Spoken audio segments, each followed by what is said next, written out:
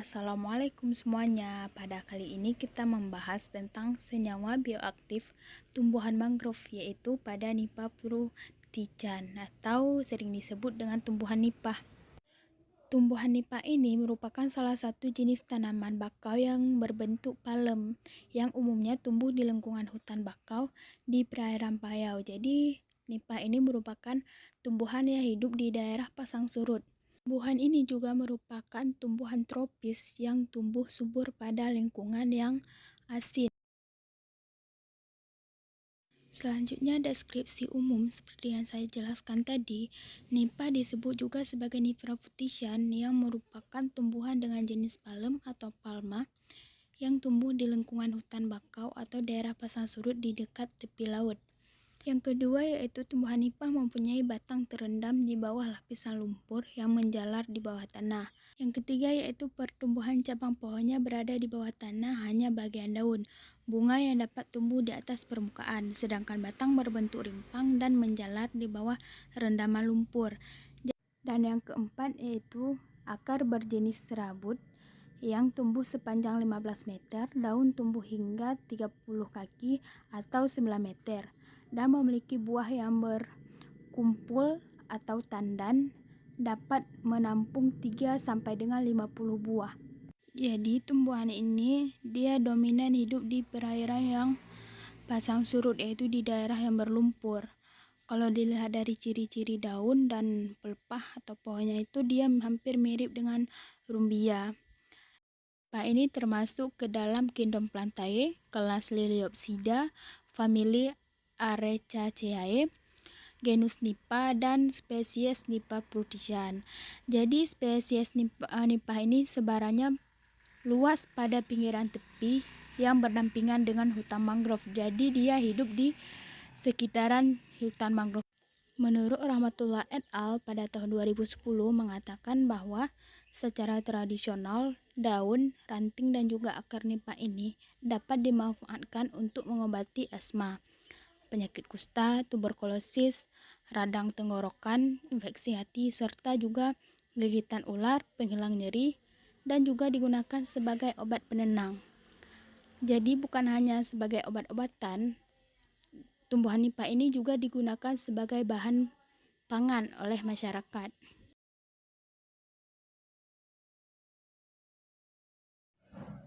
Selanjutnya saya akan menjelaskan struktur kimia atau bentuk. Secara kimiawi, bagian-bagian dari nipah seperti daun, kulit, dan lainnya banyak mengandung selulosa. Selulosa merupakan komponen yang mendominasi karbohidrat yang berasal dari tumbuh-tumbuhan, hampir mencapai 50%. Dikarenakan selulosa merupakan unsur struktural dan komponen utama bagian yang terpenting dari dinding sel tumbuh-tumbuhan. Selanjutnya hemiselulosa. Hemiselulosa merupakan suatu polisakarida lain yang terdapat dalam tanaman dan tergolong senyawa organik. Kemudian lignin. Lignin merupakan komponen penyusun utama dari dinding sel tumbuhan, dan lignin juga masih berikatan erat dengan selulosa dan hemiselulosa.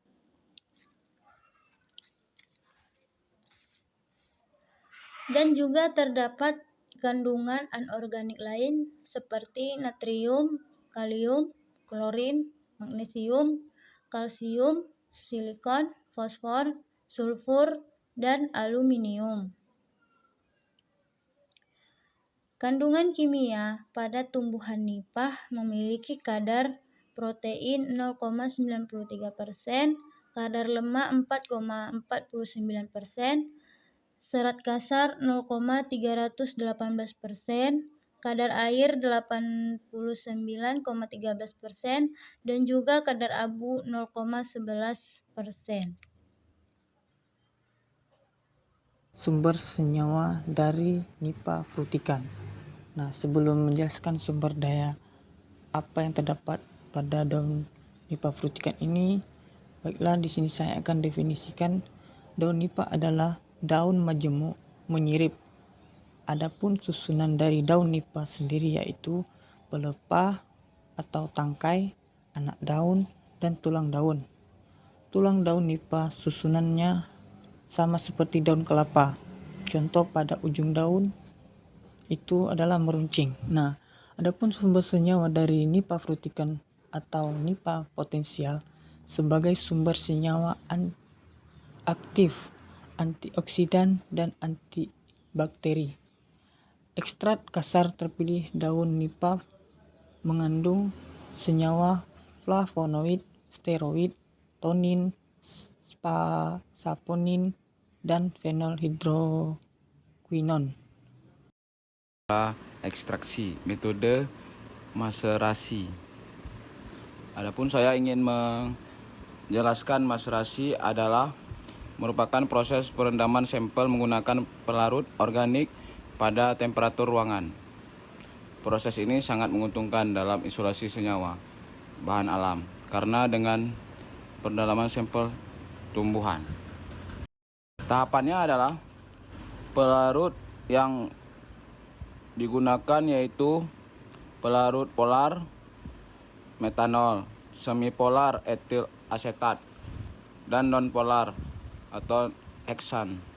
Selanjutnya dipotong-potong kecil dan ditimbang sebanyak 350 gram dan dimeserasi ke dalam 3 pelarut sebanyak 300 mg selama 24 jam. Seterusnya, hasil meserasi yang berupa larutan kemudian disaring di dalam filtrat dan residu. Kemudian filtrat yang diperoleh dievaporasi hingga pelarut memisahkan dengan ekstrak menggunakan rotary vacuum evaporator pada suhu kurang lebih 50 derajat Celcius.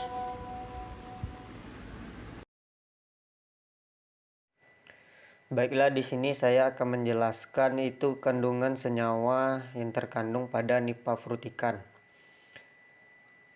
Nah, di sini pada tabel 1 dijelaskan bahwa hasil ekstraksi seperti ditunjukkan oleh tabel 1 menggambarkan bahwa rendaman tertinggi diperoleh dari ekstrak metanol sebesar 7,2%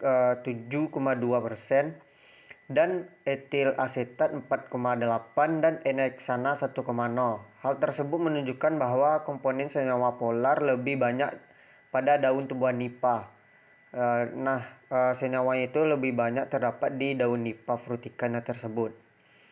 Yang kedua itu analisis fotokimia merupakan salah satu cara untuk mengetahui kandungan metabolit sekunder pada suatu sampel.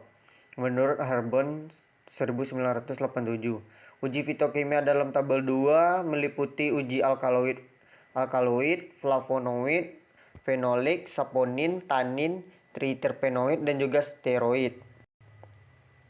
Nah, selanjutnya itu dari hasil uji fitokimia pada tabel 3 didapatkan hasilnya yaitu senyawa fenolik berwarna biru keunguan yang sangat pekat pada ekstrak metanol dan etil asetat. Positif mengandung senyawa fenolik. Yang kedua itu senyawa flavonoid berupa buih dan perubahan pada warna larutan metanol mengandung flavonoid namun tidak pada ekstraksi etil asetat dan N-heksana. Yang ketiga itu senyawa saponin. Ekstrak metanol nilai positif, sedangkan ekstrak etil asetat dan N-heksana memiliki nilai negatif. Yang keempat itu senyawa tanin. Warna hitam pekat, ekstrak metanol dan etil asetat memiliki kandungan tanin yang cukup kuat. Yang kelima itu senyawa alkaloid. Tidak terdeteksi, menunjukkan bahwa tidak adanya kandungan amina dan ekstrak daun. Selanjutnya saya akan menjelaskan bagian 5 yaitu manfaat senyawa. Ekstrak dari tumbuhan Nipah frutican memiliki banyak kandungan dan manfaat yang sangat baik, terutama di dalam tubuh. Di antaranya yaitu sebagai antioksidan, di mana zat yang dapat mencegah atau memperlambat kerusakan sel akibat radikal bebas. Tanpa antioksidan ini, radikal bebas yang tak terkendali dapat menyebabkan kerusakan jaringan di dalam tubuh. Walaupun demikian, radikal bebas ini juga berperan saat tubuh terserang infeksi.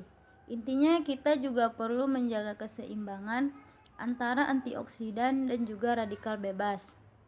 Selanjutnya sebagai antimikroba, yaitu juga merupakan suatu zat-zat kimia yang diperoleh atau dibentuk dan dihasilkan oleh mikroorganisme. Zat tersebut mempunyai daya penghambat terhadap aktivitas mikroorganisme lain meskipun dalam jumlah sedikit. Beberapa senyawanya seperti saponin, tanin, flavonoid, terpenoid, alkaloid, dan lainnya.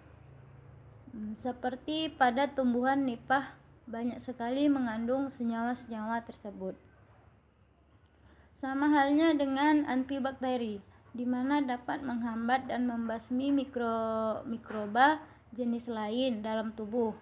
Nah, penggunaan metabolit sekunder mempunyai aktivitas antibakteri. Contoh senyawanya yaitu tanin, flavonoid, saponin, terpenoid, alkaloid, dan lainnya. Yang mana ekstrak dari tumbuhan nipah banyak sekali terdapat senyawa-senyawa yang bermanfaat. Selanjutnya,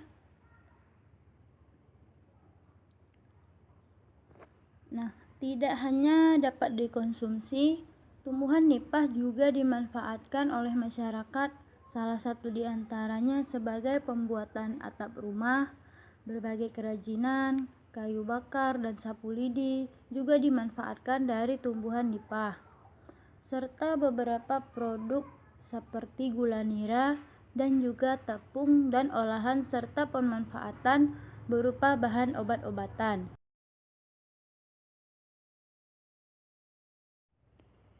Selanjutnya bagian 6, yaitu produk senyawa.